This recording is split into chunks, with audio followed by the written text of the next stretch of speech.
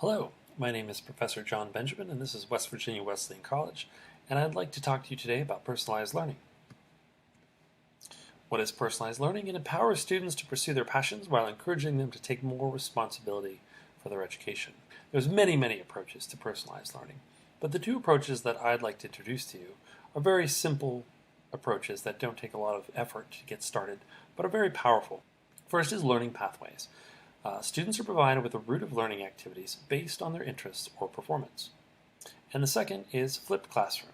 Students are introduced to content digitally at home and engage in discussions or projects in the classroom.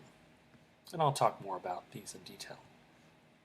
First, I'd like to discuss the learning pyramid. As you can see here, the learning pyramid developed by the National Training Laboratory suggests that most students only remember about 5% of what they hear in lectures, but they retain nearly 90% of what they learn through teaching others. So some of the ways that we can use personalized learning or learning pathways is to encourage learning in the classroom in some of these areas. So what we can do is we can put more recorded lecture time and reading, audiovisual and reading, this area, on the students on their own time. And that way we can open up the classroom a little bit more to activities such as demonstration, discussion, practicing doing, and teaching others.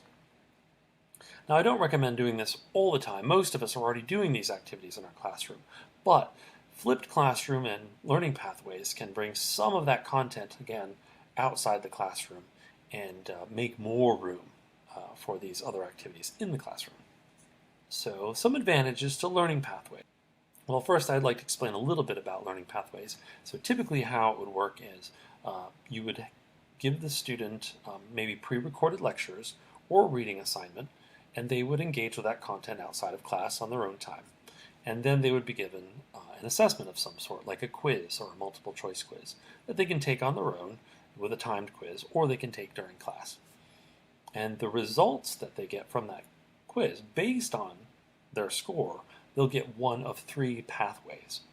And the pathways all correspond, the pathway assignments, I should say, should correspond, again, to their score. So if the students did really well, we want to keep those high-performing students engaged.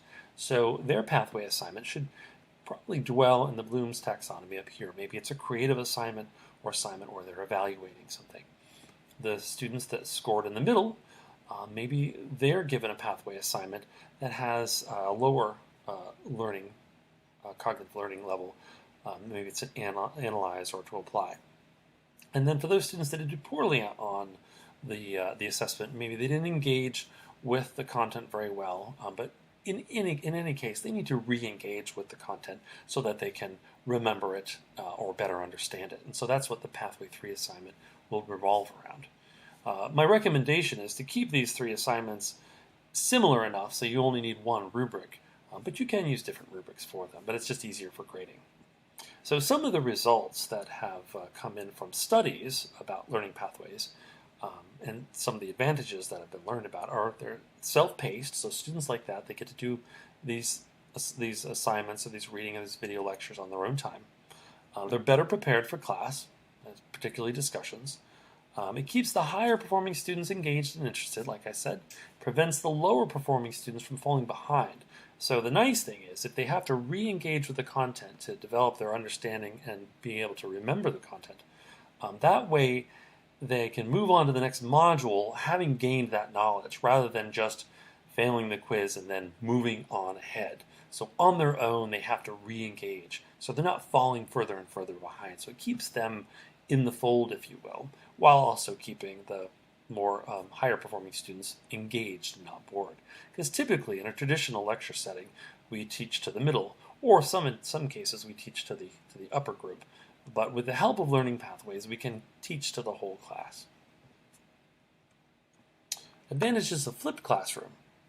So just talking a little bit about what flipped classroom is, I think this illustration does a great job of really telling us what it is. So traditional lecture, you have one professor giving one lecture to a large body of students, and then they go home and they do an activity on their own, typically reading notes or something along those lines. And in the flipped classroom approach, that lecture and that other content, they're engaging on their own, at home, on their own time.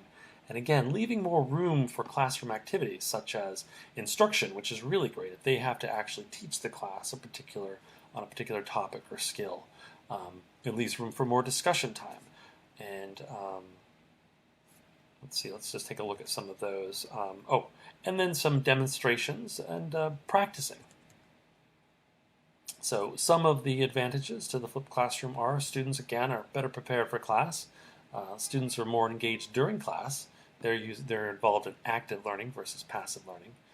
And students are engaging with the content in multiple ways. So this helps students with different learning styles have different ways of engaging with the content. It does, results have shown, it improves student attendance. And this is a particularly important one. Students who are absent due to illness, long commute, or athletics can catch up with their peers faster and easier. And that's predominantly because most of the content is online. So with less effort from the teacher, the students can get caught up on their own. Of course, they'd miss out on these classroom activities, but still, there is a benefit. There have been numerous studies on the effectiveness of personalized learning, but the results do vary. This set of statistics is from a 2013 study conducted by the Center of Digital Education, where they conducted a survey with 120 K-12 officials, and the results were very positive. In a 2015 study that had a follow-up in 2016 and 2017 by the Bill and Melinda Gates Foundation, their RAND Corporation, and this showed large gains from these practices. Another thing to be aware of is that the rate of academic publications concerned with personalized learning, and in this case flipped classrooms, has dramatically increased. So there is an increased interest in this as well. In my personal experience, one pilot program that I conducted in my history of graphic design class yielded these results from the survey. So there was a large approval rate for the recorded lectures and the flipped classroom presentations, but particularly a lot of approval for the mastery paths, and the grades broke down this way. This is the first time I had taught this class, so I don't have any previous classes to compare to. Well, again, mastery paths are a form of learning pathway. Students are provided with a route of learning activities based on their performance, and if you want to learn how to get started with mastery paths, you can click on the following videos, the videos that come after this. I have both instructions for Canvas and Blackboard. And then, of course, Panopto. Video lectures support the flipped classroom model. Students are introduced to content digitally at home and engage in discussions and projects in the classroom.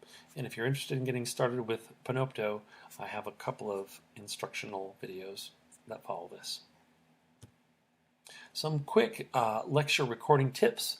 It's important to keep it short, 7 to 10 minutes, but longer lectures then can be broken into shorter videos. Dynamic, break up the lecture between you, your slides, and other content. So for instance, whatever you're playing on your screen, it could be a website or a video. And so kind of going back and forth between those. Lighting, it helps to have good lighting so the students can see you. Sound, watch your sound meter, that it stays in the green, doesn't go into yellow or red, that causes distortion. And like I mentioned before, quizzes are very, very helpful and easy to add into a Panopto video. And most importantly, this can be a big learning curve. It can be a little daunting and intimidating at first. So don't be a perfectionist. Don't edit or re-record too often. Don't make this process a burden. You will get better at recording lectures the more that you do. So if you have any questions, please email me at benjamin.j@westvirginiawc.edu, and I'd be happy to discuss with you any of these procedures in person as well. Well, thanks for joining me.